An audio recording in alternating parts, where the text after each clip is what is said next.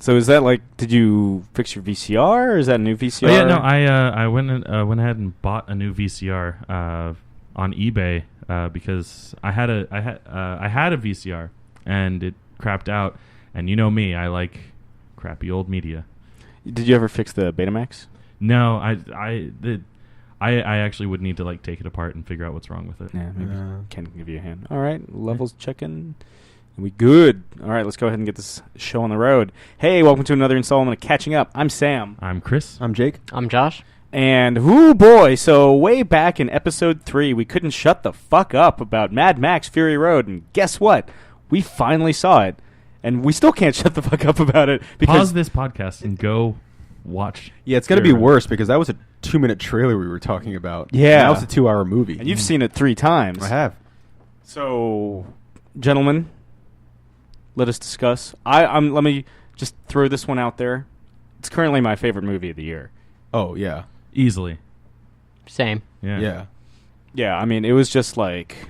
And here's the thing. Now that we've rewatched all the Mad Max films, and I asked Jake this like right after we were like recovering in a 7-Eleven.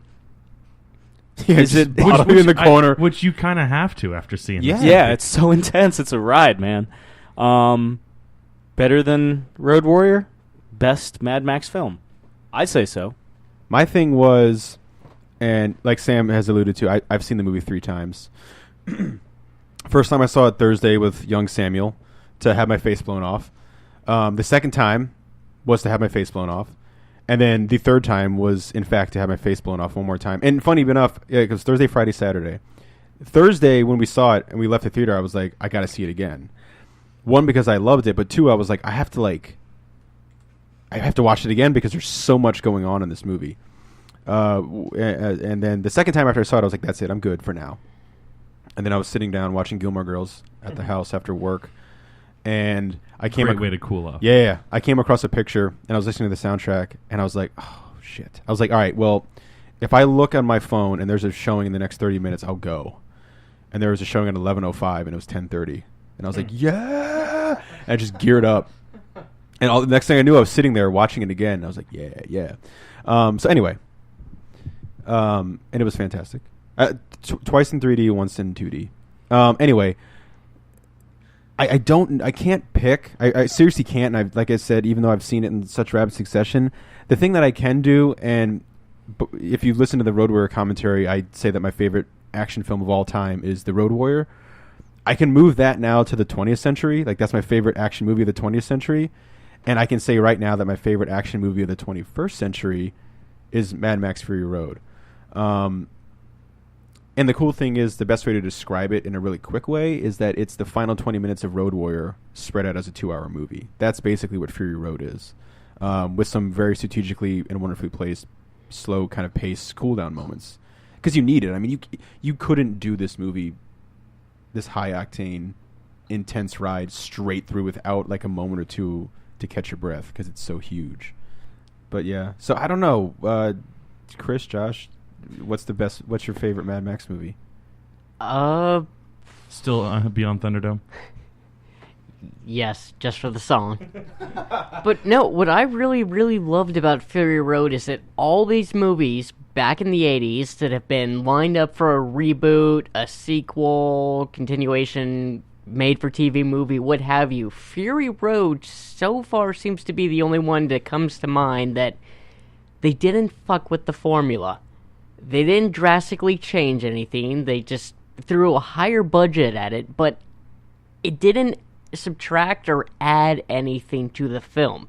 It stayed a Mad Max film, and it did everything right for when you want to continue something from the era where these films were born out of. Maybe it's because the director stayed the same, and that's it, what have you, but this is something where, a man who created this franchise came back and said, I'm going to do it the exact same way, nothing's going to change, and everyone still loves it. He didn't special edition it.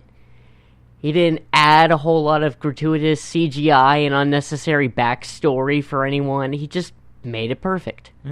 Yeah. Jake was saying earlier, like at dinner, like this movie could have easily come out in the 80s, and been more or less the same thing. Probably wouldn't have been able to do like some of the things just budgetary wise or just technology wise, but it felt like at home with the rest of the series. Well, George Miller didn't censor himself to appease or to follow the standard modern day formula for an action film.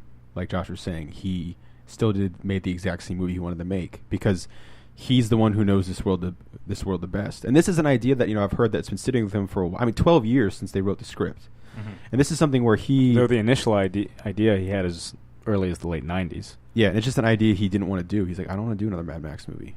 But he couldn't shake the idea, and then once the seed was planted and it became this thing, it's just this long drawn out process. But how cool must it be for George Miller to like sit back now and be able to just kind of soak it all in, like this hard work? A lot better than if it went the other way. Well, yeah. Imagine if that all those years, because Fury Road was like the Duke Nukem Forever of movies, about the same time frame too. I don't know. I think that honor's going to go to Ghostbusters 3 if and when that ever does get officially made. Aykroyd's still like, just because they're doing an all-female Ghostbusters doesn't mean we're not going to do Ghostbusters 3. I'm like, I'm sorry, man, but I don't. As much as I would love to see, as much as Josh would love to see, to see Hell Hatton and all that, but yeah, that will be the Duke Nukem Forever if it ever gets made. But this is its own special thing. This is the Chinese democracy of Offspring's the Chinese democracy. Yeah, you heard about that, right? I did, because Dexter Holland was like, dude. What's his name? Axl Rose. Axl Rose stole his hairstyle, so I'm going to steal his album name. So wait a second, are we all owed like Dr. Pepper or something for seeing this movie? They actually, Guns N' Roses sued Dr. Pepper because Dr. Pepper was like, if Guns N' Roses ever puts out Chinese Democracy, everybody gets a free Dr. Pepper, and then they actually did, and they were like, well, you can print out this voucher, and then like Guns N' Roses like, you advertised like our album, and it's like, we didn't think you were gonna fucking do it. Surprise, motherfuckers. But so Tom Hardy or Mel Gibson? Ooh, that's tough too, man. Because unfair comparison. Well, Mel again. Still, they both played the same character, so it's a completely fair comparison. The thing is, and Mel Gibson's Mad Max, for me, his mad means and is defined as someone who's angry and pissed off, where Tom Hardy's mad comes from a place of much more insanity and like he's gone stir crazy. Yeah, like he's been here for a while. Well, they play that up with like the hallucinations he gets, which for me is actually the weakest. Like, it doesn't take me out of the movie. I don't think it's overly distracting, but I do think it was maybe unnecessary or showed up too much, the hallucination thing. I mean, that was something I liked though, because I like them playing up with this guy. He's not right in the head. Yeah, I think I can kind of see where you're coming from, Sam. Though, like I didn't quite go to the same level as you did, but like I did kind of like get a little bit annoyed at like how quote unquote real they were, like I liked when he was like escaping or trying to escape early on, where he had just like people popping up in front of him. Like, I thought that was cool because clearly he's like super dehydrated and all that stuff. He would be hallucinating. Yeah. But then like when he raises his hand and because he's trying to stop the little girl from like grabbing at him, and it hits the little metal pipe that was coming at him. I was like, yeah. I mean, it was like, I don't know. It didn't take me out of the film, but I feel like they used it maybe a bit too much. I did like it when his like daughter or whatever started to turn into like a fucking skeleton. Yeah. I was like, that's cool. Give me some more of that. And also when his son turned into a daughter. Yeah. And the fact that it no was sprawl. Yeah. It was like a baby. But this is a movie this is a series where, it's very loose continuity, if there's any. And I love that George Miller's come out and said that. Yeah. Where so many other directors was like, it's the essence of the possible prequel of a remake of it. No, and George Miller's like, fuck it. Yeah. Mad Max never ages, and it's the wasteland. You can tell as many stories as you want. Yeah, end of story. Yeah. And he actually took that question and that head on, so people now know what they expect. Yeah. It drives me nuts, probably more than it really should. Whenever I see someone, like I've seen it a couple times, someone on Twitter or something like that. posting about how this is how a remake should be done. It's like, it's not a fucking remake. Just another adventure in the wide, wide world of Mad Max. Just because it happened 30 years later and, you know, it's a new actor doesn't mean it is a remake. I mean, fucking GoldenEye wasn't a remake of Thunderball. Yeah. And that was Never Say Never Again. Yeah, exactly. And the idea that, like... it was funny because I knew that one. Yeah, had I was been hoping. remade. I was hoping Jake would sing the theme. I thought about it. You ever know? Never say... Okay, that's enough of that. By Justin Bieber, right? No. In 3D. Yeah. But, I don't know. There's so many like little moments I like, too, where, like, the idea... Just him... This is so nerdy, but when he first put the jacket on for the first time... Oh, that was like so seeing cool. Batman. It's like seeing Batman suit up. I was like... It was like seeing Batman do the thing where he, like, flips out the cape and it's wings. Yeah, it finally gets, like, he gets the muzzle off. Yeah. Seeing him, you know, crank up the V8 Interceptor, you know, just... For a second, Just for the opening. was still so cool. And when he looks at it, that's mine. I think it's fucked. By the way, I did like the tribute that they threw in. I forget exactly where it happened, but there was an eye bulge. Oh yeah, it's when he's they're about to reach like the old lady tribe. Yeah, and, I was so happy that they threw that in there because it wasn't in Thunderdome. Yeah. The eyeball. Yeah, well, that's the scene from the toe cutter's eyeballs popping out from the first Mad Max, which we get. We get the toe cutter back. We get the toe cutter back as a Morton Joe. And I know I've been skirting like, I don't know which is my favorite because I'm insane. I will say my favorite villain in the Mad Max universe is a Morton Joe. Like, I can finally say that, even over the Lord Humongous, the Ayatollah of Rock and Rolla. Because he doesn't do much. Yeah. Ayatollah, Lord Humongous has that one great scene, scene that's like forever, you know, the speech. But a Morton Joe's in it the entire movie. Yeah. He's there. He's being chased. Now, or chasing. Can his mask move? Yeah. Because, like, there was that one scene when he's, like, lamenting the death of the pregnant wife. Statham's girlfriend? Yeah. Where he's like, "Nah!" and his mask mouth is open. But, like, you don't see it articulate. Well, no, I mean, I guess if you, like, it's a jaw thing where if you open your mouth wide enough, it will.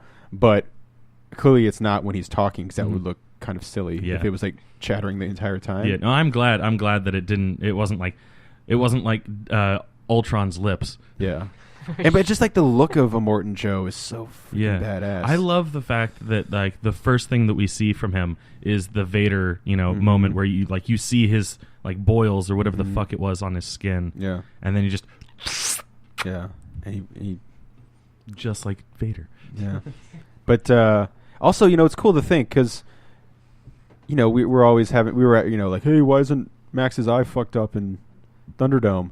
And, you know, I don't know. Now you can think of it's like it's colored differently. Yeah, but I mean, like, who says Thunderdome happened after Road Warrior? You know? Yeah. Who says Thunderdome happened at all? Yeah, Thunderdome could have happened before Can't Road we just Warrior. get beyond Thunderdome? Yeah. No, we got to get through Fury Road first. But I mean, that's what I'm saying. Like, there's, you know, again, you can't connect the pieces on everything because, you know, like, it's a very loose continuity. Yeah. So, because the Interceptor is destroyed in the end of this movie, but it's also destroyed at the end of Road Warrior. Exactly. It's, you know, but also, you know, they had the little toy box in this one from Road Warrior. That's true. So that's something. Does he not met the Pharaoh kid yet? And that's something he gives to him later. You know, his knee brace is all fucked up. You know, he's got the knee brace. He's got the arm cut. Yeah. I was thinking maybe the reason he wore the shirt underneath is because of all the tattoos Tom Hardy has. Yeah. I was thinking maybe it was just easy to cover it up that way. Apparently that was a hellish shoot. Oh yeah, I bet. I mean, it went way over schedule. They had to do extensive reshoots. Tom Hardy and Charlize Theron to date still don't get along because of their experience on the film. Oh, really? Yeah, like one of the traditions of Cannes is the two leads, like the male and female lead of a film, walk in together at the premiere. They did not.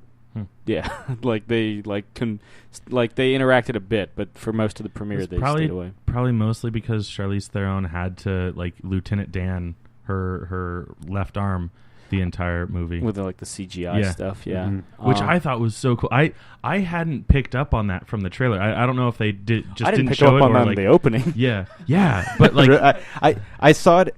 I think it was the second trailer. There's a shot that's not. I don't think it's in the movie where she reaches her hand out over the the top of the tanker, and but there's a shot when I was like, yeah, he says tanka in the movie, and I was like, fuck yeah, he says tanka. And even with her American accent, Yeah. she still pronounces it gasoline. Gasoline. Yeah. Oh my god! I was Okay. like, is that just what we're calling gasoline in the future? It's just known as gasoline. Well, Well, it it makes makes That's sense. something that It's- only Australians say. Well, I mean, and it could be one of those like post-apocalyptic, Phrases. colloquialisms, just Yeah. like how Immortan Joe Yeah. is Immortal Joe. Yeah. Or what's the thing that Nuz or Nux says? I've lost it. I read it in an article talking about how like. I mean, he doesn't recognize trees. Yeah. the thing, That thing. the tree thing. Yeah. Well, but I think that's Oh, just like when they because, say like desert. slinger, like slinga. No. Like it's like an actual like just a condensed, a simplified word. Okay. Because Kind of like the dread thing when they make Yeah. up. They have like words in the yeah, future. exactly. Because they don't have the same kind of education that we have. Yeah. They don't, or yeah. any. Yeah. But I mean, it's really just a phenomenal ride of just insane action, and it's one of those movies where people who never knew that Mad Max was a thing before, which is totally fine. Like I'm not like, oh, I can't believe you didn't know what Mad Max was. But I'm glad such a cooler person I'm- than you I'm- because I've seen them I'm all. I'm really glad that people are like jazzed on Mad Max now. And How many like, people were in your guys' screenings? Not very many. Yeah, I was kind of disappointed at how barren our Well- theater was when Josh and I went to see it. Well, to be fair, when we did see it, that's understandable. That's true. We saw it in the middle of the day at I'm not IMAX, but like Real D 3D. So like less of a push to see it then and there. Like, Oh, it I does mean, look gorgeous in 3D. It does. Yeah, yeah. Oh, It's yeah. a movie God. I would prefer to The- like if I go again. I'd prefer to see in 3D. If I could wax artistically about 3D, like just the roundness and the gradual grade of the 3D is just beautiful. Like that's the kind of shit that you get easily when you shoot it in native 3D, like they did. Well, For he wanted to, but they ended up not because of the technical difficulties Did of they? shooting in the desert. I was reading an interview because, honest to God, for months I thought it was shot. yeah, in that was one of the 3D. reasons we decided to go in 3D. Yeah, we were because I was "Hey." like, oh, it's shot in 3D, and then I was Yeah. like, after I got out It's of the movie, I was looking at all this like research stuff, and he's like, yeah, I shot it for 3D, Mhm. but I had to do post. But I guess he Oh. just like was big on that conversion. Then yeah, it's really like clearly it is shot for 3D, and you saying that blows my mind that it wasn't shot in 3D. Please go ahead and fact check that for certain, Yeah. since we're gonna wax intellectually about it. Sure. But yeah, like there were some parts where like you just saw like they had like just like one of the cars was just like kind of like in the window, quote unquote, of the screen, and you just saw it like go all the way back. It wasn't just, oh, the car is popping out. Like, no, you see the front of the car and it's popping out, and then like the back of the car, because it's like the tanker or something like that, is all the way back in the back. And I was just like, oh, that's how 3D is supposed to look. Well- also an action shot that will live on forever for me with this movie is it's in the trailer, but it's the scene where Max is on the giant pole and he's like flying from flying up to the middle, and he's looking down, and just you're seeing everything explode in this like beautiful rich orange color, going against the sand desert, just all the cars exploding, and just I don't know, it's just that shot kind of sums up the entire movie for me, just how awesome Yeah. it looks. Also, like when it's night and it's blue, and they have like the light in their eyes, the fire in their eyes. One dude that gets blinded. Yeah. It also it has the JLA Hawkman moment where they're like, "Are you okay?" And he's like, "It's not his blood." Yeah. And I was just like, "Oh, that's so badass." Yeah, I liked how the fire in their eyes was very reminiscent of like Blade Runner. It's like, they're all replicants. Yeah. But and like it was beautiful. Like I'm pretty sure that was like really well done day for night. Like that's why everything like so lit. Either that or just like fucking they lit the shit out of that and threw on as many blue filters as they could. So, Chris, It was very beautiful though. when It was- 3D conversion goes, what do you think has been better so far? Revenge of the Sith or this one? I'm gonna go ahead and say that I'm more impressed with Fury Road, because there's so much more practical effects and like actual like things that they shot that they had to like actually cut out and shit like that. Whereas it's a lot simpler in a movie like Revenge of the Sith, because so much of it is CG, all you really have to do is go into the computer and say, oh, okay, there's 2 cameras, not just one, and it reprograms it for you. And then all you have to do is like minimal, things here and there with the actual people and practical things that you shot. Whereas this thing, Fury Road, I want to say like 75% of it was, things that were practically shot. And like the only like big like things that I've really noticed is like a couple of the shots they threw in a couple more cars, in CG, and like you can actually look at like comparisons of like the first trailer and then like the final trailer, and they're like, oh yeah, there's like twice as many cars in the final trailer, and there's like some more like things in the background just to like give the shot a little bit more spice. All right. And I'm fine with that. That's you just sprinkle it in to make it a little bit prettier. You're not relying on the CG to make the movie. Yeah. You just round it out. I remember as we were getting out of the theater, when I saw it, and Jake, I guess the first time you saw it, the crowd was, of course, like completely just like gassed. They were like, "Oh yeah, oh that was Mad Max. Oh yeah, oh." And I remember this one guy was just so insistent. He's like, "I need to find a copy of Beyond Thunderdome. I need to find a copy of Beyond Thunderdome. For some reason, my buddy here doesn't have a copy of Beyond Thunderdome." I was like, "It's not an accident." No, it is. Yeah. It's for sale on Vudu for $8 until they Beyond Thunderdome was the accident, not the fact that the friend doesn't have a copy. Yeah. Did you guys hear the story of George Miller? Or Mel Gibson sat next to George Miller at the premiere. Yes, and heard of this. Because I was so like fascinated to know what Mel Gibson thought of this movie. I was just like, oh man, he doesn't run around and do a lot of interviews and stuff. So George Miller, this like nice little sweet moment between the two of them where he sat down. He's like, I haven't seen Mel in like years. It's one of those things where I think a lot of people forget, like, because sometimes people are forever linked in a movie doesn't mean they necessarily hang out or even friends or but George Miller, I think, has that bond with Mel because they started their careers together and it became this thing anyway, and they worked for 3 movies together. They sat next to each other, and all throughout the movie Mel was like laughing, and it was that kind of laugh that I think a lot of people get when it's something that's just so fucking cool you don't know what else to do except laugh. It's not like you think it's stupid, you're just like this, you're amazed. And he's like, and then Mr. Miller, when he heard the laugh, he was like, that's the laugh. I know that laugh, like I know what that laugh means. And throughout the movie Mel was like digging him in the ribs like, you son of a bitch, like, and that must have been so cool for George. And the other thing that's cool about it too is he was super psyched, I think, as Mel as a friend, to hear what he thought of the movie and as an actor. But the thing that I think George Miller was like most proud of was Mel's critique as a director, because George Miller is one of the that's one of the masters that Mel Gibson learned from, as a director, as an actor turned director. He didn't go to school for it. He was on the set day after day after day. And so I think it meant a lot for him to see, like, basically this friend of his who became this great director and won Oscars as well, to get that kind of, like, I guess the nudge in the ribs from Mel Gibson is as good as 2 thumbs up as you can get. Hey, all you boppers out there. What are you guys thinking about a Mad Max film directed by Mel Gibson? That'd be the coolest thing in the world. I'd love it. Like you watch Apocalypto, and that's a chase film. Oh yeah, it's foot chase, but it's a chase film.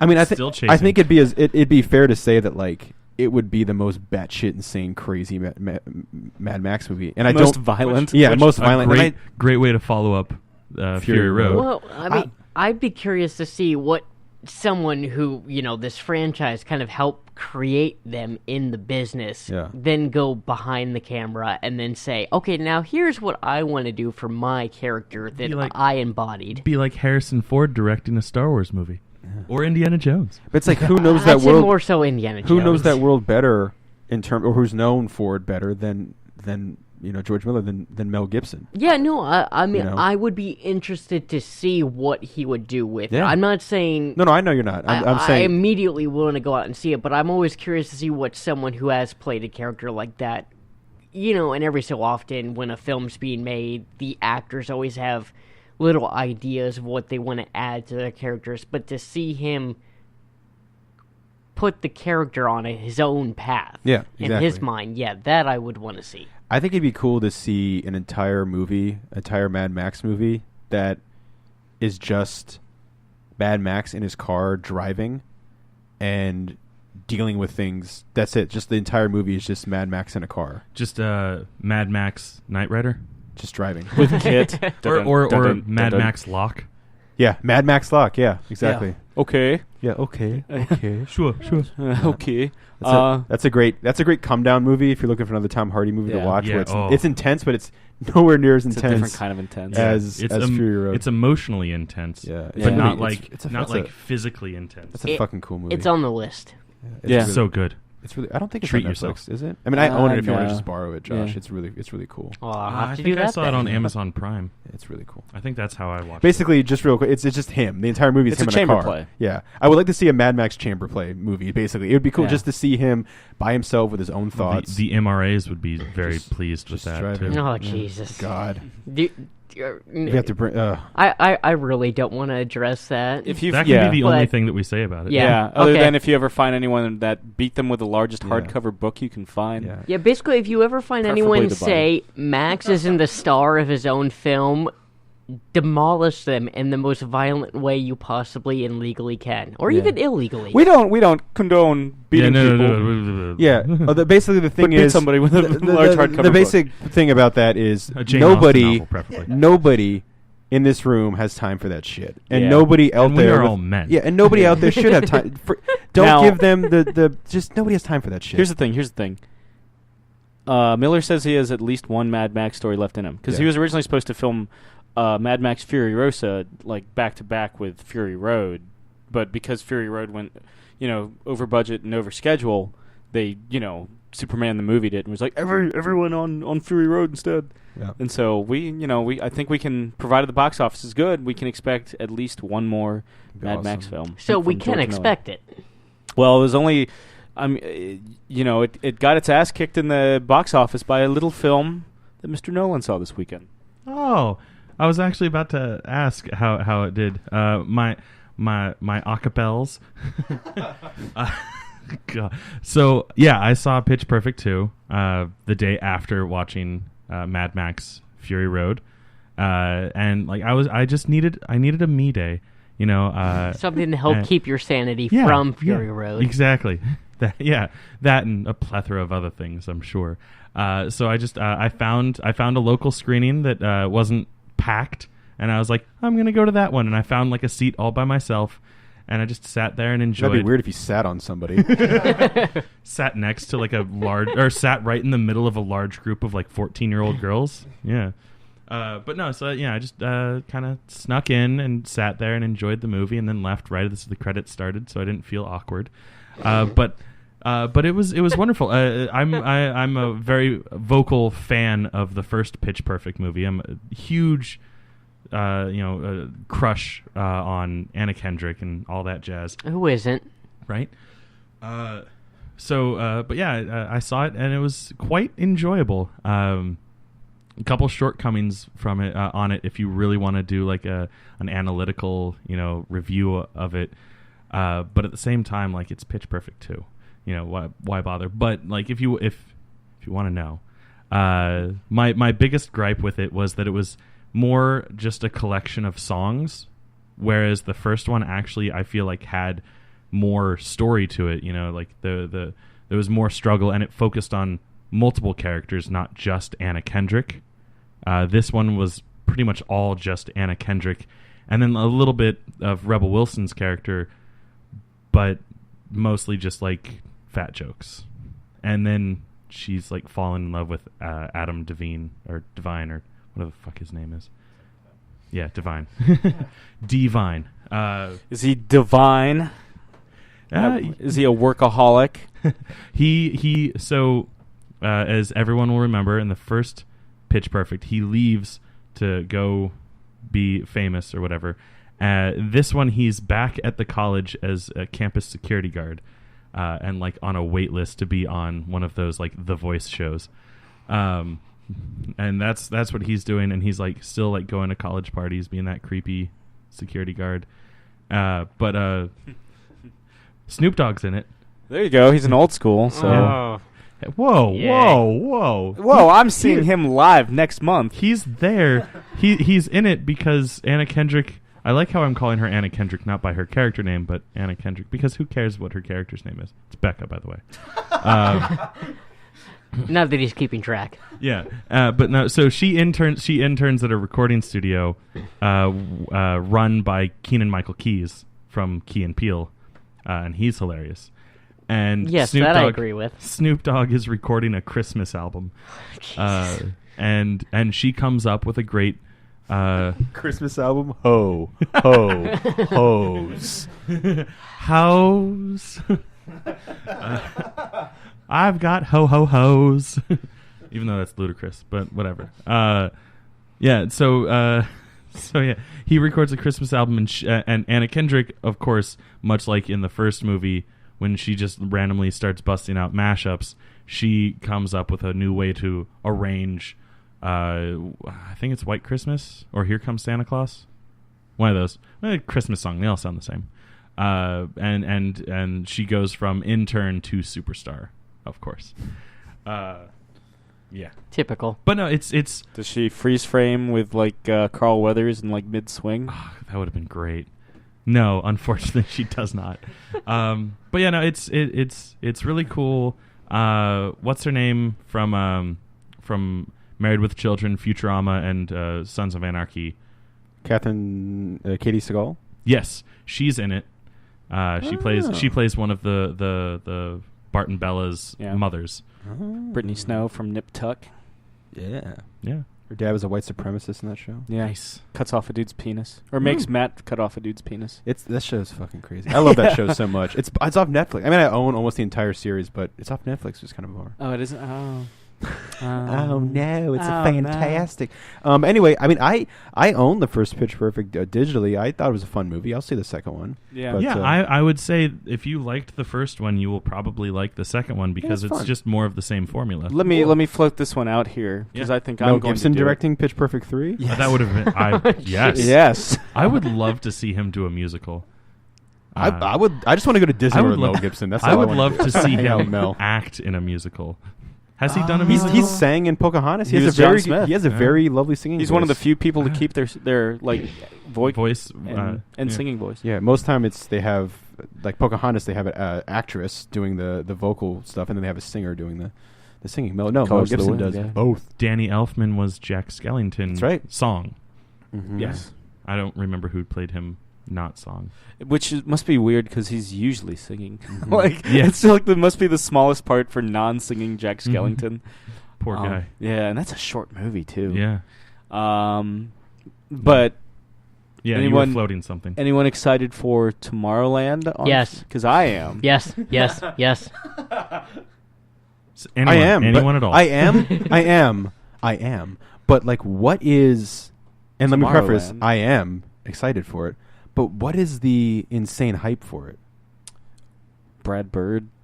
Okay. George I mean, I'm Clooney. excited, but like people are like losing their minds over it, and What I like, it's a movie that nobody quite knows what it's about yet, which is very rare nowadays, which is interesting but Nice. to happen. but everyone's still excited to see it. Yeah, I'm just wondering if there was like something I was missing because it's like palpable the excitement. Is it it's Clooney? I guess. Yeah. It's Clooney, it's Hugh Laurie. Brad Bird. Brad Bird all the way. Yeah, director of Ghost Protocol and The The- Incredibles. Iron Giant. The girl. Yeah, she. I know her from something, I just don't know what. Yeah. Just haven't met you yet. Such a creepy song. Yeah, it's pretty bad. There's a lot of fucking. I creep- stalk you from afar.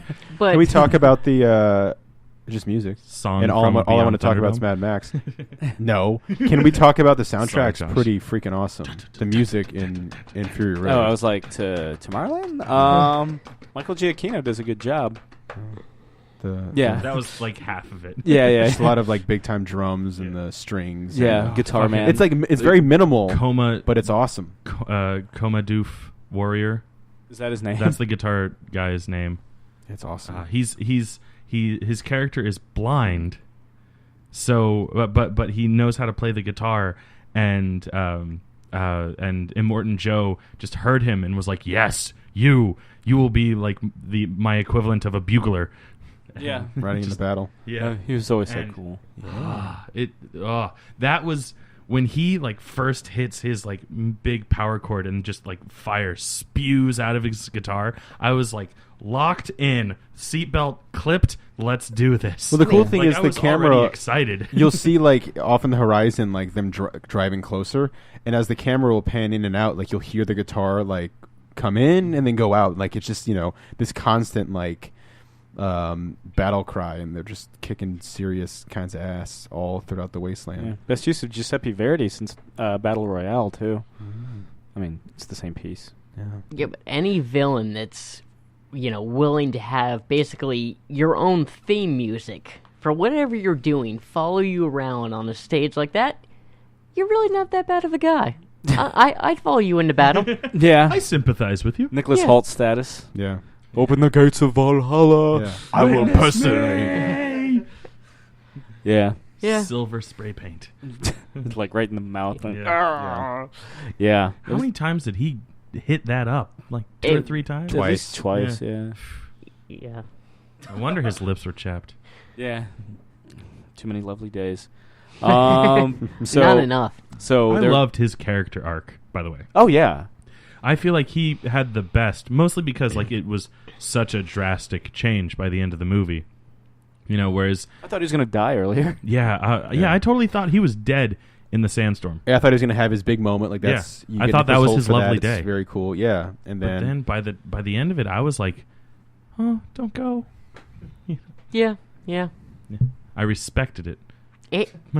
Could it be said he was the feral kid of this film? No, No.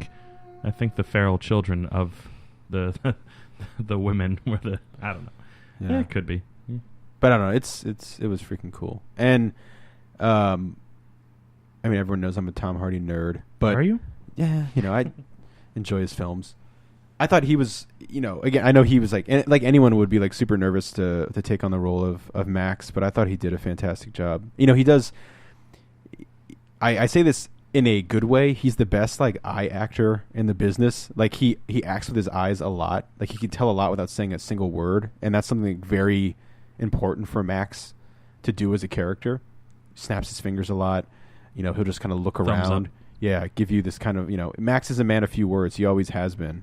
And he's got his voice. I don't know. He kind of deepens his voice a bit and gets this growl going on. It's really kind of cool. And also, I feel like his voice kind of has this arc too, where like when you first meet him, he's grunting. He's got the mask on. Mm-hmm. He's speaking. He's speaking in one-word sentences. And by the end, where he has that great line where he's like, I don't know, maybe we can find redemption along the way. Also, they make that shot to show the wristband of his that he's wearing throughout the movie, which is something that usually is military related. Something I think one of his buddies made, and he made one for Mel Gibson when they met. Like he made a bracelet for Mel Aw. Gibson. A friendship bracelet. Yeah, and so because he was so keen on like getting the okay from Mel Gibson, and Mel Gibson knew that going into the lunch they had, and he said, I guess supposedly after the lunch, Mel called up Hardy's people or the Miller and them and was like, you might have found someone crazier than me, and Tom Hardy was like, I guess that's a good thing. So yeah, it's just I don't know. It's just I'm really psyched that this movie's like going totally nuts and taking over the world.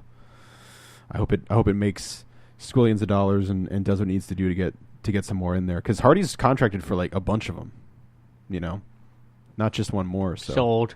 Does that mean we get Tina Turner in the third? Yes. Please. I think Bring back that song. We said all we needed to say say. with Tina Turner. Yeah. Her Her character's still out there. Yeah. Just if you're done with her, that's fine. Then bring back the song. I mean, I don't know. Like even like Bring even back Master Blaster. even the jokes about Thunderdome are just I can't do. Like I mean, the movie itself is just not good, and the jokes. I can't even joke about it being bad. I just don't like that movie, and I don't know. There's got to be. I don't know. There's always an episode or two of a television show or a series that sucks, and that is clearly Mad Max Beyond Thunderdome. Speaking of shows sucking, did you guys watch the Arrow season finale? Hey. Loved it. No, I didn't. Did it redeem season 3? No. It was just more of the same. It kind of said fuck you to season 3. Like, I can't believe I did that. Like it just kind of like it shed the baggage of season 3. Yeah, it kind of defiantly said, I'm never doing that shit again. Well, but something they are doing again. CW has confirmed that they're... Though I thought they said this after the first Flash Arrow team-up of the season. They're like, hey, we're going to make this an annual thing. It's like, I thought you were always going to make that an annual thing. I guess until they say it's official. I guess to just double reconfirm it Yeah. for anyone who might have forgotten. But we found out what... Because ever since the successful premiere of The Flash, there are rumors that the CW is going to launch another superhero show set in that universe. And at first, everyone was like, well, Arrow's introducing the Atom and Flash is introducing Firestorm. Maybe it'll focus on one of those. Focus on both of those. And other fucking people. Yeah, and room to spare, apparently. Like, it's pretty... I've seen the trailer for Legends of Tomorrow. What do you guys think? There were a couple parts that got me like really excited. Namely, the last shot in the whole thing where Adam just goes boop, and he's little tiny Adam, and I was like, finally. Yeah. That's what I've been waiting for ever since they introduced Brandon Routh. Yeah, they finally addressed something that I have to admit when the character was introduced was like, but I get the acronym, I get what he was trying to do, I get the whole idea shtick behind the suit, but he's not doing what he was properly known for. Yeah, that's his thing. It's his down to the size of an atom. But I mean, we got the what's it? Should we list off the characters?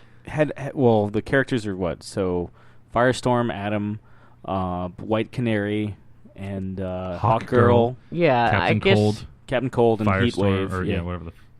So that's cool. What about I forget her name already, but Captain Cold's sister, the Golden Glider, yeah, played by Peyton Reed. She wasn't in the promo anyway. She was in the last episode of The Flash. Yeah, she gets her name in that episode. Yeah. Well, oddly enough, I guess also not the last. By the time it airs, it'll be like the previous, the last second to week's last, episode. yeah. well, Yeah. speaking also of the promo and I the can't character wait for it. list. Can't wait. Oh yeah, I can't wait for it either. Finale But of The Flash, I've got a hard on already. they mentioned complete 180 from the Arrow, where I'm just like dreading forcing myself to watch it. yeah, but they mention Professor Martin Stein, which in this universe is one half of Firestorm, but they don't have Ronnie Raymond. Yeah, thank you. Well, Sam. they show them doing the Pink Floyd album cover. Well, that's could also just be used footage as the trailer also did, used footage from when he The showed up promos in for the The Flash. Yes. But oddly enough, they haven't made him a main name in any of the materials.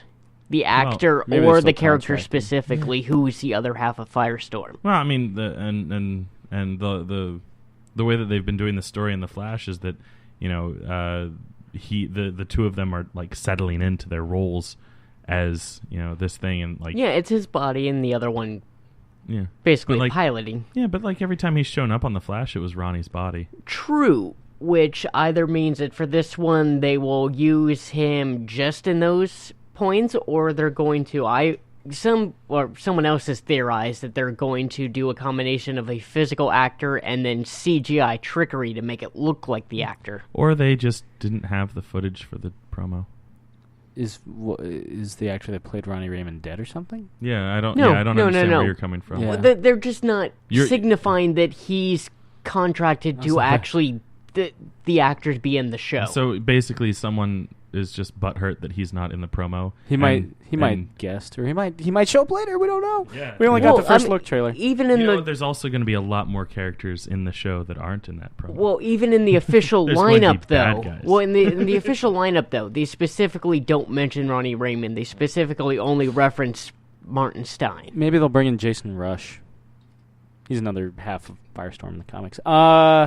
But is this the first we've seen of Rip Hunter, Arthur Darvill? Yes. He doesn't show up Yeah. with any of the Flash stuff because No, unless he's Not on yet. the finale that Yeah. hasn't aired yet. No, I think how they're building this up is it's going to be a mid-season throw-in much like how Barry Allen showed up on Arrow, there's going to be something for next season that happens. Yeah, because they said that the actual show itself wasn't going to start until 2016, right? Yeah, it's a Right. mid-season replacement. Kind of like iZombie was. Which has also been a huge success. Has that had its finale yet? No, not yet. No. I gotta say, I'm starting to fall off on iZombie. Yeah, McIver, she's adorable, and I love her character. I love the concept, but it's I don't know, it's not my thing. I'm not saying it's bad. Just not what I'm into. It's fine. Arrow wasn't your thing after a while either. Technically, You're allowed to be wrong. Still isn't. Technically, Arrow never was my thing. I watched it because I was like, okay, fine. And then, like, getting excited for The Flash, I started watching it again. And then season 3, I was like, well, okay, now I'm going to have to watch it to understand the tie-ins in The Flash. And then at the end of this season, I'm just like, okay, I'm probably going to be done with it unless they actually keep up with, Oliver not being there. But I think I'm going to wait until, like, mid-season to see how it's going. Fair. Now, what did you guys think of the Supergirl trailer that they just unveiled? Also, yes. I loved it. I did. I loved it. Yeah, It looks cool. Yeah. I'm excited for it. I love the new costume, but I also love that they kind of teased at showing off some of the older costumes, like the 70s costume with the headband and Spanx. I think Melissa Benoist. Is that how you say it? I guess. Benoist. I know Sam's usually the one who knows how to pronounce all the actresses and actors' names, so I figured. I don't watch Glee. Is it Grant Gustin? Yeah. I think she's in the little 6-minute trailer we got. She's kind of got that aw shucks charm. She was so fantastic. I mean, I love the scene where Jimmy's like, "I never got your name," and she just like totally fumbles over herself. But then you get to see her Supergirl too, and yeah, I caught myself for once. I've always that was really loud. Sorry, I just blew my eardrums out. Yeah, I can see it on the way. I don't know. Yeah, how that happened? I've always liked. It's like Chopper Dave and Frasier. He's always yelling. I think Supergirl's really cool, and the New 52 run I liked a lot. Yeah, well, it's also weird for a DC show other than The Flash to come out and be like, hey, look, guys, we're not as gritty and evil and dark as demented as you think we are. I guess, yeah, those two are the brightest. Mm-hmm. Certainly brighter than, I guess, Arrow, Gotham, and Constantine. Still haven't watched The Flash. It's the best one. Still haven't watched... God, the only one of those that I listed... Well, I guess I've watched, like, the first 2 seasons of Arrow and the season 3 premiere, and I've seen all of Constantine, so I'm good there. I can't be blamed. So it's not your fault. Yeah, that it got canceled. Damn, I gotta find someone else to blame. Yeah. Me. Yeah, you'll find. Thanks a lot, Jake. Yeah, I saw the first 2 episodes. You were the one. Yeah. Yeah. NBC was like, oh, that Just needed one more. Who's this asshole watching the Mad Max trailer over and over again when he could be watching hours of Constantine? Yeah. It's on Hulu. You can watch it all on Hulu. Hulu. It was really weird. Every time it was on air, you just switched over to your computer and just watched the Mad Max trailer for an hour. It's 2 minutes long. I can watch this for an hour. How many times is that? It's I don't know. There's the fact that Hawkgirl is going to be on a TV show is so cool because it has to mean Carter Hall is somewhere. Again. Yeah. I don't know. The guy in Smallville, like, he looked fine, but the guy doing the voice was like one of the worst Batman voices I've ever heard in my entire life. It was kind of ridiculous. Like, if you go back and watch it, he's just like... You're not a fan of the TV version Daniel Jackson? Well, it's just... Whenever, like I said, thank God they didn't have him running without a shirt on. So we had, like, the gold plate armor, I'm pretty sure the actor would have outright said no. Well, yeah. So good on them there. And I love Smallville. But yeah, every time you talk, he'd be like, I'm Hawkman. I have wings now. I die. Spoiler. That was just when he was being the persona, though. When he was just in plain clothes and addressing Clark, he was kind of a little more lighthearted. Yeah, but he, like, turned it up to, like, way past 11 to where it was a point like, dude, what the fuck are you doing? Yeah. But again, I love Hawkman, but I don't know, that the voice was kind of ridiculous. Anyway, I'm hoping he shows up somewhere down the line, but not to take away from the entire cast. mentioning a character who's nowhere to be found so far in the series. I'm really super psyched Katie Loitz is back because I think she's fantastic. I loved her Canary, and I'm really glad they somehow managed to bring her back because she was dead on Arrow. Yeah, and I was really hoping they'd come up with a more original way to bring her back. But Then the Lazarus Pits? yeah. Yeah, But they're just like Lazarus Pits. Yeah, and they're like, you know what? Everyone wants to see her back. They don't care how. Let's get her back. Here's the thing about Lazarus Pits. I don't know if I mentioned this last week when we were talking Constantine cancellation. So Stephen Amell revealed at the Wizard World Philadelphia that even though they're airing on other networks, there was ways for Constantine to cross over into Arrow because... And theoretically, they could cross over to Gotham if they wanted to, because that's one of the stipulations with Warner's deals with each of these networks. The idea was Constantine would help Oliver Queen in terms of like learning more about the Lazarus Pits had his series continued. That'd be cool. So Still could happen. it still could happen, could guest star or something. And they're still technically contracted, I think, till the end of June. And if they haven't found another network or whatever to pick them up, then it's too late. Kind of like what happened with at the 11th hour of Community getting picked up by Yahoo before their contracts expired. Did you keep up with Yahoo? Yeah, I've been keeping up with it. Are they still going? Are they done? They still got a couple episodes left. I think 3 or 4 from point of recording. Any good still? Yeah, they've maintained the quality that they had. Still not quite as good as season 2 Community, but that was like the peak of their excellence. But they've definitely gotten they've started to muddle with the fact that they're on the internet instead of like on network TV, and they're getting a little bit or they're pushing the envelope a little bit more. It's with about like time. Yeah, right. With some of their sex jokes and whatnot. Still.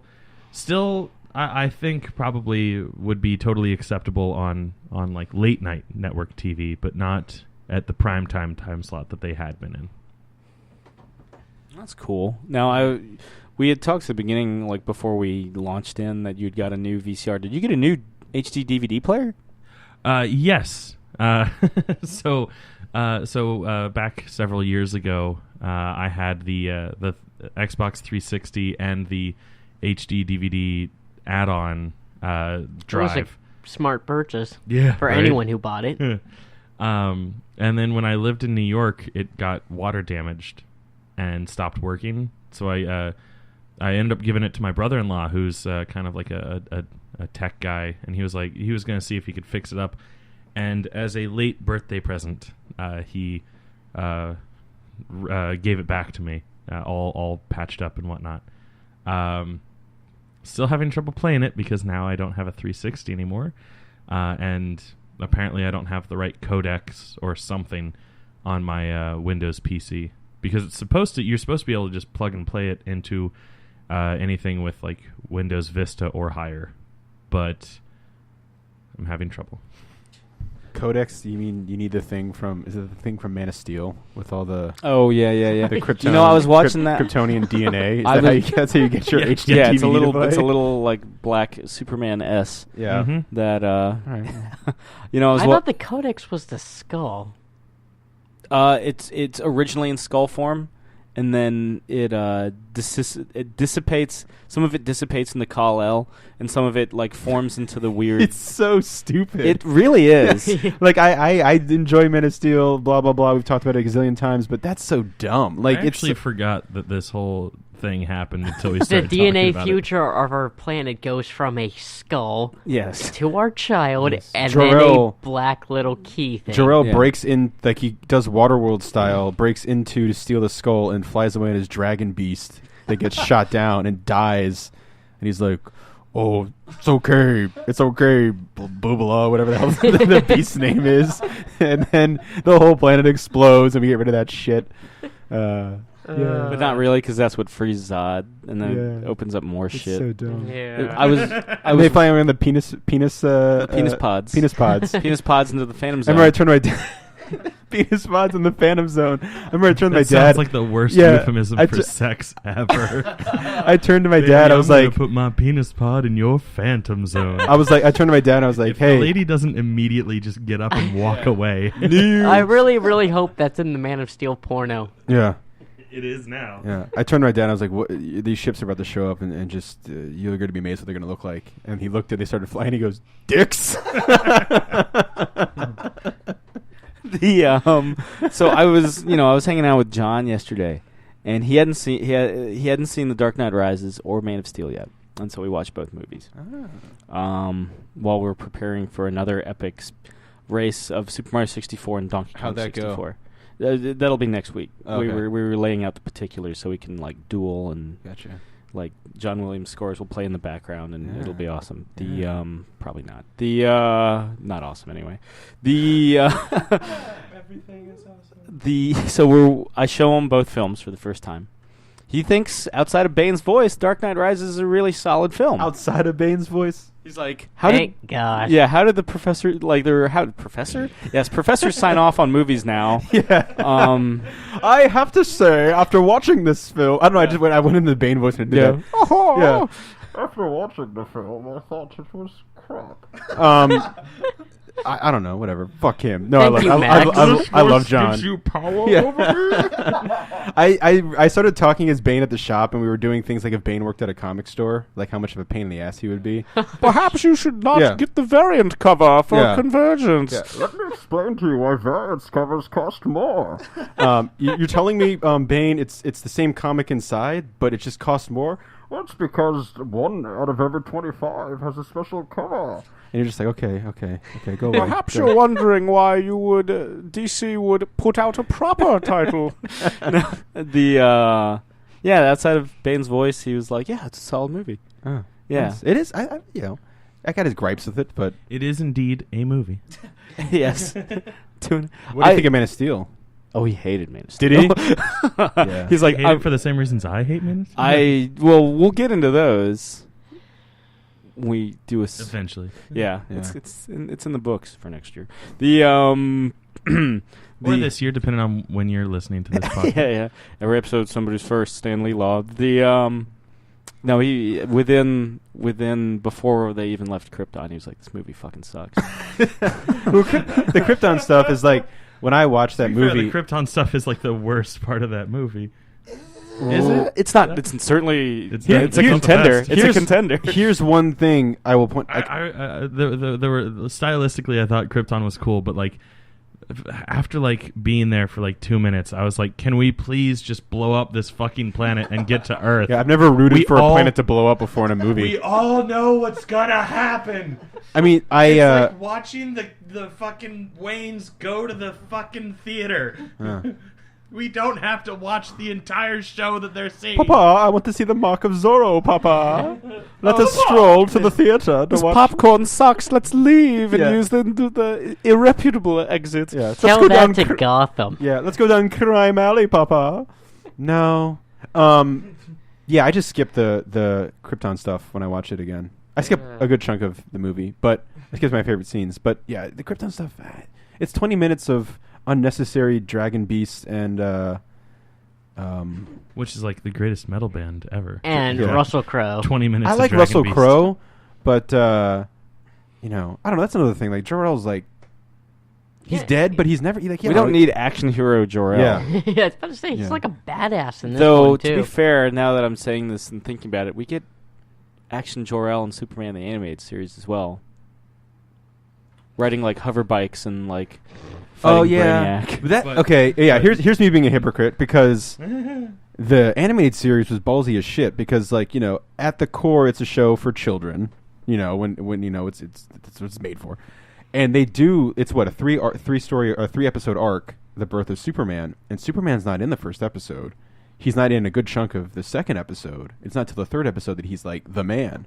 So Yeah, because the second episode, he's on. In so that's me Smallville. being a hypocrite because that's 20 minutes of Krypton I really like. That was Bruce Timm saying like, we didn't want to show the origin of Batman in Batman the Animated Series because everybody knows the fucking origin of Batman. Yeah.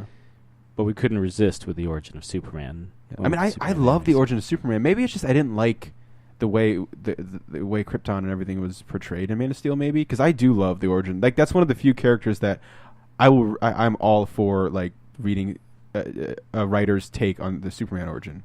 I like that.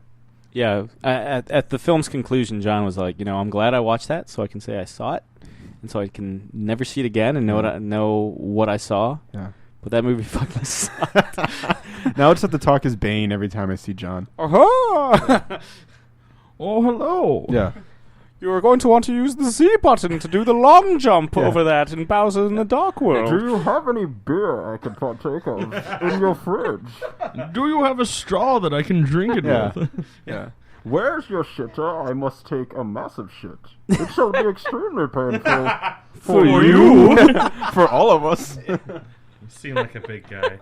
That's so weird, that line. Yeah. I totally understand what they were going for. Yeah. But just like the fact that Bane doesn't say no. Yeah. For you. Yeah, the first time he I saw just it, I was goes like- for you. Yeah. Nice setup, I guess. I don't know. Stand-up It's like- comedian Bane.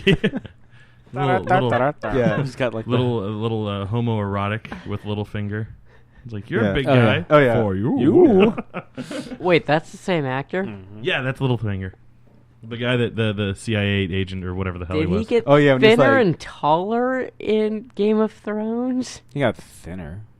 Thinner. And he also doesn't have like a douchey haircut, and he doesn't. He has that little like, Yeah. Well, yeah. only one of you. Yeah. And the way he doesn't. stands, Yeah. like, or even when you first see him, and he's like action pose, Yeah. like waiting, like, oh, here comes the jeep. It's because he's like, look at this jacked man who's gonna be on my plane. I gotta fluff up my muscles. Yeah. Peacocking. He's peacocking. Dr. Pavel, you don't get to bring your friends. These men are not my friends. Oh.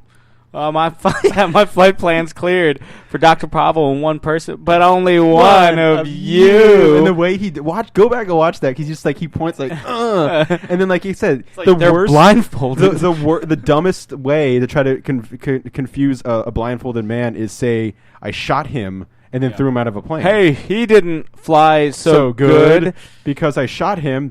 I shot him so you knew he died because you're blindfolded. I'm just glad Bane calls him out. Yeah. Perhaps he's wondering why you would shoot a man. And he's like, oh shit, fuck. He This one got can actually me. think. Yeah, damn it. Oh, damn it. Damn it. But I still don't.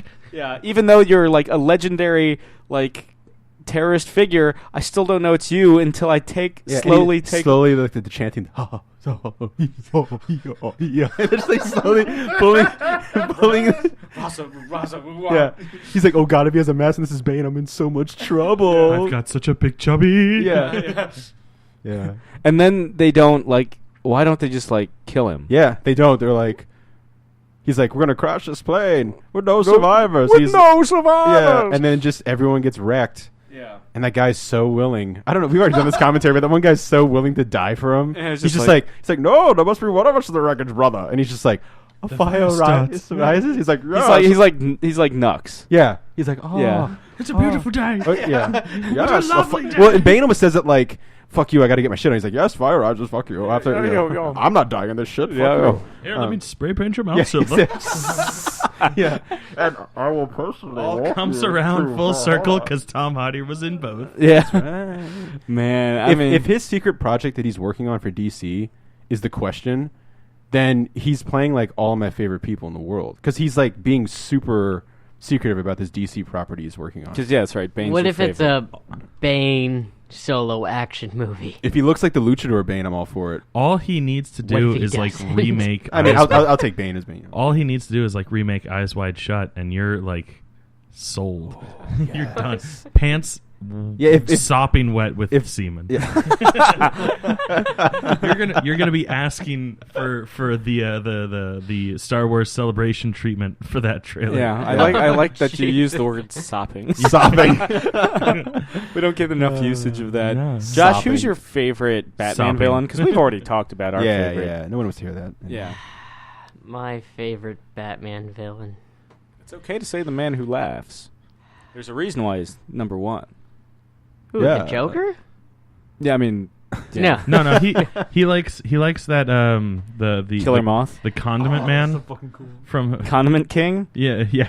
or the Music Meister. I'm just gonna kill myself after. Oh God, Pack Rat. fucking Music Meister. Ugh. The boss nass of the Lego Batman universe. Oh, jeez, why don't I do even one worse and say Calendar Man? Whoa, Calendar Man was fine. I like the Long Halloween. Yeah. every single issue. I have the trade paperwork. I have the trade paperwork as well. And I have one issue. I think you gave me. That's like a 10-year-old boy. Dark It was Dark Picture. Dark Picture.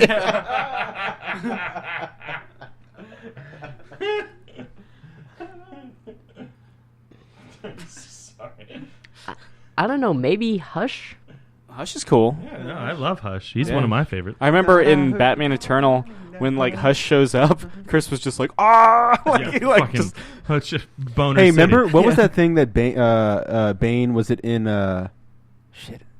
He's like the sailor with the sailors. oh, that was the that was a Forever Evil tie-in. Yeah. Yeah, he's like, gentlemen, board the ship. Board the ship. Tonight we reach Gotham. Tonight we reach Gotham. Remember that one issue? Oh, jeez. Yeah. Center Square. Everyone loves Paul Lynn, man. I would But love to Let see me put him. on my mask. I would love to see him be Bane. yeah, give me my Paul Lynn. You know what's funny? Bane. I don't read Bane with Tom Hardy's voice though. Oh, I've never read Bane with I Tom read- Hardy. Well, I mean, like, even after the movie, sometimes you can't help it, you know, because like Sure, something's yeah. so associated with it. And like I said, I didn't have a yes, I love Tom Hardy. You know, of course I don't have a problem with his voice. Everyone's probably like, fuck you, Jake. Of course you don't have a problem with his voice because you like Tom Hardy, you fucking asshole. Yes, I do. Is your favorite Star Trek movie Star Trek Nemesis? I will watch that one gladly because he's in it. God. Yeah, but You know, now that I'm hearing all this, I really would hope there's a version of Locke, just like a special edition where it's him in the Bane mask. oh, just driving around. Yeah, Saying Yeah. all of his lines. Yeah. Can we just please like that. become like best friends with Tom Hardy so we can do that? yeah. Yeah, well, Just do a shot for Show- shot recreation of Locke. Be like, but hey, with him yeah, in the Bane mask. befriend him for years, so we can slowly get to a point. And be like, hey, Tom, do you want to remake a movie you made years ago? as a character that you did Yeah, as even a- longer ago. even longer ago, and wear that mask and be Bane and Locke, and he'll be like, yeah, like fuck yeah. Yes. But remember that one panel of Batman Eternal where it's like an Alfred Bane team up? Yeah, and they're that's just like fucking and they're just badass. awkwardly like Well, because staring at each other. If you got the cinematic versions, you'd have Michael Caine, and then you'd have Bane, and you'd have like the craziest voiced team up of all time, like kind of like Chrononauts, but just have Michael Caine, Alfred, and Tom Hardy Bane doing like Back to the Future, the Lethal Weapon, with like Batman as Joe Pesci in the background. So, wait a second. You put Michael Caine, Alfred over someone, Michael please. Go. Thank you. Well, no. I mean, that was that quote unquote my Alfred because you know the Michael Keaton stuff. But I mean, most people, you know, It's Vichyssoise. when Tom Hardy's Supposed Bane to was be in the cool. cinematic universe, Michael Caine's Alfred was also in the cinematic universe. That's okay. why I put those two together. All right. Michael Caine. Michael Caine. just say my cocaine and Yeah. you pronounce Michael. I Caine's- was in Victory. with Sylvester Stallone. and Pele. Yeah, I own it on I- DVD. I was half of the V. How do you have? Because there's Stallone movies that you're missing Mm-hmm. that are better empirically than Victory. I mean, are there? Because Do you have Demolition Man? fuck, I don't. Ah, see? They called me out on the Wow. first one. Well done. Well done. Well done. Fuck you. It's one of my favorite Stallone movies. That's a good one. Certainly, like one of his best of the '90s. Mhm. Yeah. I need to own. Shit, what is it called? What's the one with him and Rucker Hauer? Nighthawk? Is that what it is? Yes. Yeah. I own Driven. Yes. I was waiting for Chris to be like, "Yeah, fuck yeah, I love that movie." No, I don't Oh. like Driven. Okay, all right. It's like the Wild West of race car movies. Do you own? Or, And this is not empirically better than Victory. Yeah. But do you own Stop or My Mom Will Shoot? No, no, I don't. Do you own the Rhinestone? No. The best team up between I think the worst, Sylvester the Stallone worst. I'm and trying to think Dolly of the worst Parton Stallone ever. movie I own. Probably the most obscure Stallone movie I own is either Paradise Alley or Oscar. That's probably the two most obscure. You don't I've have heard of Paradise Alley. Does he sing the theme in that one? Mhm, he does. I don't remember how it goes. I can't even sing it. It just Paradise Alley. I'm singing the song like I'm doing the Rhinestone Cowboy medley. So I'm a Paradise Alley. They call me Drunkenstein. I remember the beginning of the movie is like when he's singing it. I remember this could be wrong for any of the Paradise Alley fans out there All because one I've of only you. watched it once. Yeah. I remember he's typing up his angry letter. Yeah. At least Yeah. one person out there. That's their favorite Stallone movie. I hope. I remember the beginning of that movie when he's singing the song.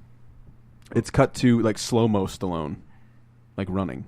I don't know. Maybe that's just a dream I had. But I remember I could have sworn. Chariots of Fire. Yeah. It's Stallone doing the music. Hey, Adrian. I didn't driver's. Do you own Fist? No, Uh, don't own that one either. that one's better than Victory. Oh, what about Victory's not like. I mean, in terms of Stallone movies, it's not like shit. You know, compared to. I mean, because this is. I mean, Stallone. what about compared to Pele movies though? One and done. Yeah, I own As all far of as I his. know, Yeah, I yeah. mean, he might have been in more movies. I don't Yeah, know. probably. I mean, he's Yeah. like one of the number one. Like, He was in a commercial. yeah. It's funny as much as I love Stallone and Gibson, I don't own Expendables 3. You would think I would own that, Yeah, but I twice. You owned it twice though. I own it 3 times. 3 times. All right, then. Yeah. 3 I'll- times a lady. Yeah. Yeah, because I own. Actually, I own it 4 times because I own Jesus. regular, theatrical, and unrated on Blu-ray, Uh-huh. and then I own them both in I wouldn't digital mind. HD. Is one of the? Do they have? So do they have like the uncut version and stuff? Like Yeah. you're saying. I haven't actually watched the unrated cut. It just came. The only way you could get the Oh, theatrical yeah. Blu-ray for Expendables 3, it came with the unrated edition. It was just like, oh, I guess you're not giving me the choice, but okay. I mean, I would rather get the uncut, like or unrated version. I don't 'cause know what happens. Maybe just they add more blood. Like they Maybe did with, like Live Free or Die Hard. No, Live Free or Die Hard, the 4th one. yeah. Like the unrated one, they Yeah. add like the blood CG of like people getting shot, and then he actually says "yippee motherfucker" in it. Always Yeah. bum me out when he doesn't say that in the movie, but Yeah. By the way, just to calm everyone down, yeah. Pele has 10 acting credits shit. on IMDb. Sorry, But Pele. how many are feature film? You'd have to look through these. There's definitely Victory and Hot Shot from 1987. Everything else is Brazilian. Yeah. Yeah. And TV series. I guess it counts. Yeah. I guess it counts. The most recent Stallone movie I own on accident is Bullet to the Head. Because you just never returned I it. never returned it on Redbox.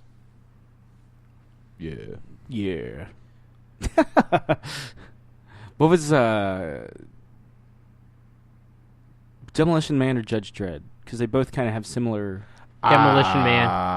Yabba-dabba-dabba-da. I got to go with Dredd and not just because I'm like a Dredd head, but like there are parts of the movie that are like they fucking. It's gonna sound insane, and I know there's gonna be at least 2 people who email this. Like there are parts of the Stallone Dredd that get it right.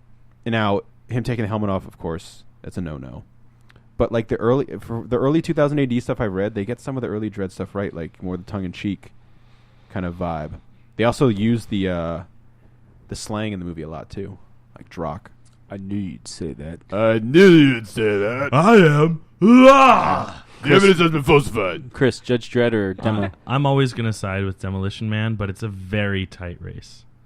But I I'm gonna check to see if they I have. love me some Taco Bell. Ooh, me and, too. And Lieutenant Huxley. I'm gonna check to see if the Judge Dredd Yeah, Laserdisc looks like. Any universe where Taco Bell is considered Oh a my god. fancy restaurant. It's the only restaurant that survived the franchise war.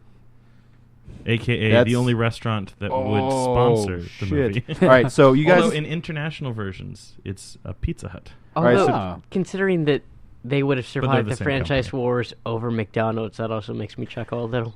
So the Taco Bell cover fights for dirty. the cover for Dread sucks. It's him without his helmet, like firing his gun.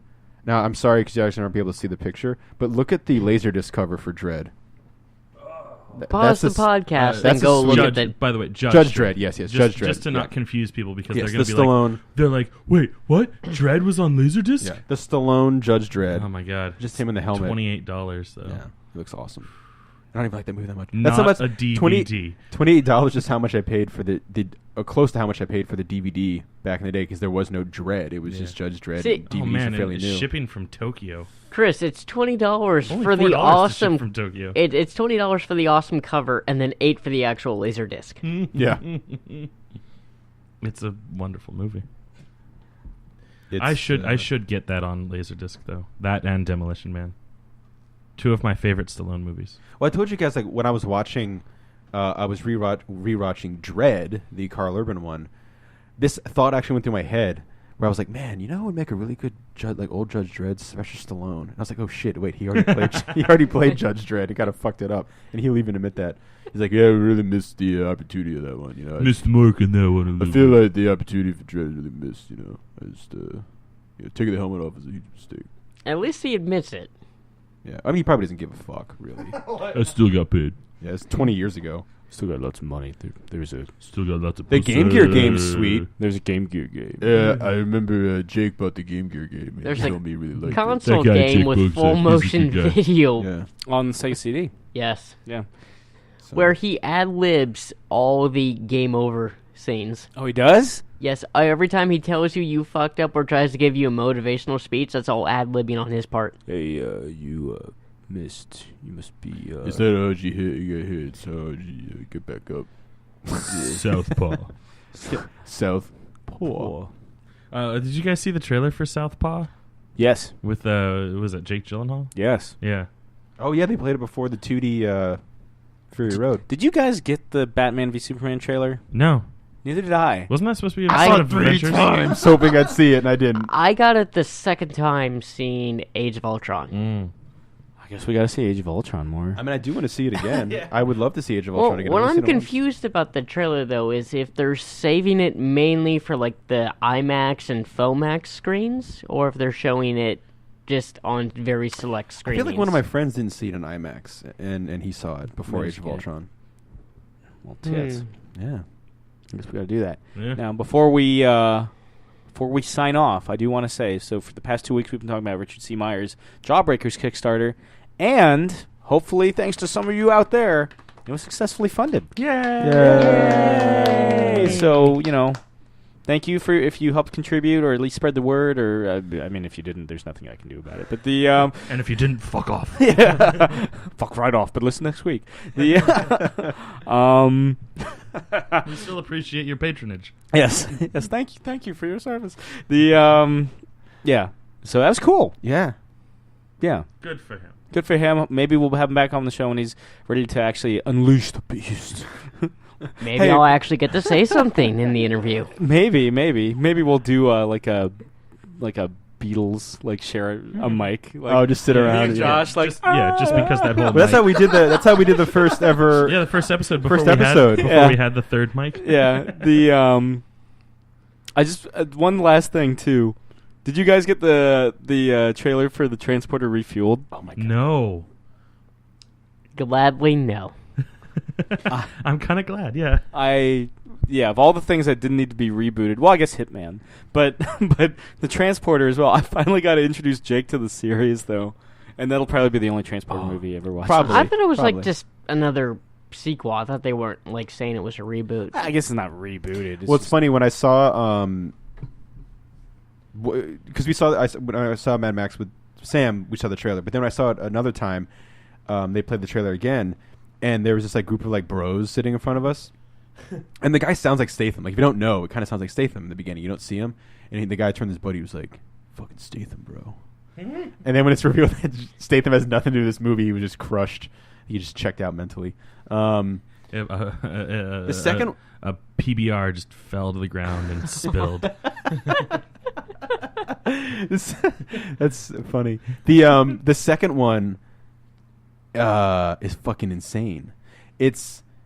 He like drives into a plane and crawls up the landing gear after going out of his way not to kill a room full of like actual bad men. And the first thing he does on the plane is he kills the nicest person on the plane by snapping his neck twice.